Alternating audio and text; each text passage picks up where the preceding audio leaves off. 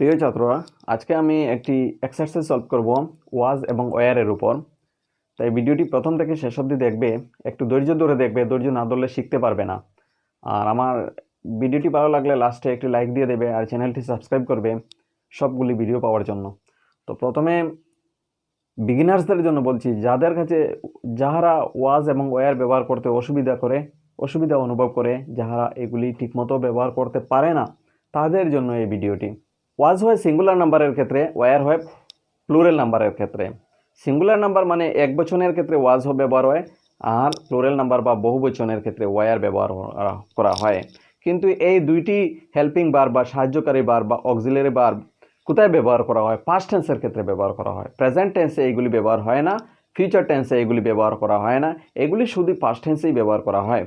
Past indefinite tense বা past continuous tense. দেখো, প্রথমটি হচ্ছে he was in the room. He was in the room হবে, কারণ হচ্ছে এখানে হি সিঙ্গুলার নাম্বার, তাই এখানে ওয়াজ ইন দ্য রুম হবে, সে রুমে ছিল। তারপর হচ্ছে দ্য প্লেয়ার্স মানে বহু বচন আছে, তাই the players were in the ground হবে। তারপর হচ্ছে I reading a book yesterday, I was হবে এখানে, কারণ সিঙ্গুলার নাম্বারে আছে I was reading a book yesterday. তারপর হচ্ছে দোজ চিলড্রেন মানে ওই শিশুরা বহু বচনে আছে, তাই এখানে ওয়ার হবে, those children were in the park. তারপর হচ্ছে ইট হচ্ছে সিঙ্গুলার নাম্বার, তাই ইট ওয়াজ হবে, ইট ওয়াজ ভেরি কোল্ড ইয়েস্টারডে। তারপর দেয়ার আছে এ গোট ইন দ্য গার্ডেন। দেখো, এখানে একটি কথা মনে রাখা দরকার, একটি লক্ষণীয় বিষয় হচ্ছে এখানে ইন্ট্রোডাক্টরি দেয়ার হিসাবে ব্যবহার হচ্ছে। দেয়ারের কোনো সিঙ্গুলার প্লুরাল হয় না। এই দেয়ার শব্দটি একটি ইন্ট্রোডাক্টরি দেয়ার। এইটি কোনো সেন্টেন্স, কোনো বস্তুর যখন অস্তিত্বের কথা বোঝায় তখন, বা অকারেন্সের কথা বোঝায়, তখন এই ইন্ট্রোডাক্টরি দেয়ার ব্যবহার করা হয়। তো ইন্ট্রোডাক্টরি দেয়ার আছে, এইটি আমরা দেখব না। আমরা তারপর যে নাউন আছে, নাউনটি কিভাবে আছে আমরা দেখব, সিঙ্গুলারে আছে না প্লুরালে আছে। দেখো, এখানে a goat in the garden, there dash a goat in the garden.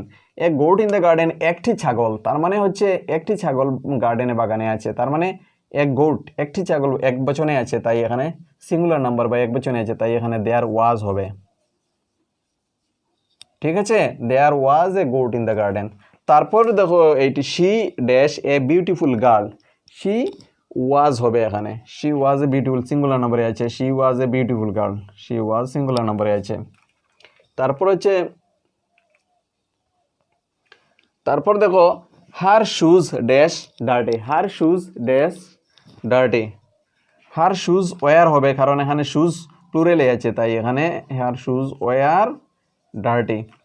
তারপর দেখো, তারপরের সেন্টেন্সটি হচ্ছে Manu and his friend dash present there. Manu and his friend, Manu একজন মানুষ, হিজ ফ্রেন্ড আরে একজন মানুষ, তার মানে দুইজন মানুষ, অর্থাৎ প্লুরালে বা বহুবচনে আছে, তাই এখানে ওয়ার ব্যবহার হবে। Manu and his friend were present there. এই হচ্ছে ওয়াজ এবং ওয়ারের ব্যবহার। এইগুলি ভালো করে করলে বুঝতে পারবে। ধন্যবাদ।